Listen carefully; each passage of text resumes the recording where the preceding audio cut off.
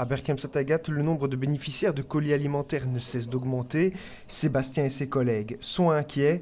En cause, la diminution des moyens de la part de l'Union européenne, 15 millions d'euros en 2026 au lieu de 27 en 2025. On reçoit beaucoup moins de produits de l'Union européenne et ça devient de plus en plus difficile de répondre à la demande avec la réforme chômage. Donc depuis la réforme chômage, on a une centaine de bénéficiaires supplémentaires chaque mois. On est à 20% de bénéficiaires en plus pour nos colis alimentaires et même à 30% de bénéficiaires en plus pour notre épicerie sociale. Moins de colis et pourtant de plus en plus de gens en ont besoin. Par exemple ici, la distribution de lait a été réduite de moitié.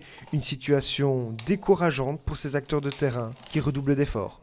Ce qui fait qu'on doit récolter plus d'invendus, aller plus souvent chez nos partenaires, aux banques alimentaires, au marché matinal, pour pouvoir combler ce déficit de produits.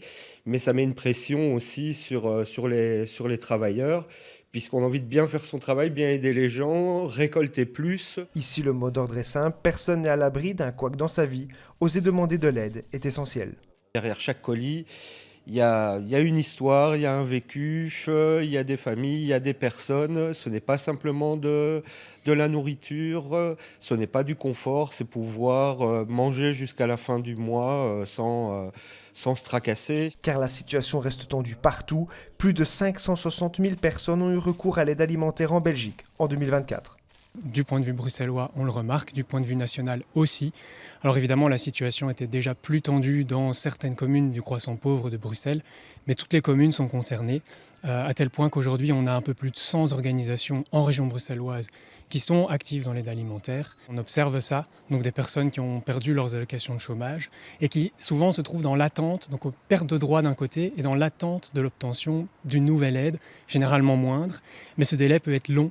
Et ça plonge généralement des personnes, des familles, notamment des femmes seules qui élèvent des enfants, dans des difficultés. Tous ces acteurs appellent l'Europe et les différents gouvernements du pays à revoir leurs copies pour empêcher d'autres personnes de tomber elles aussi dans la précarité.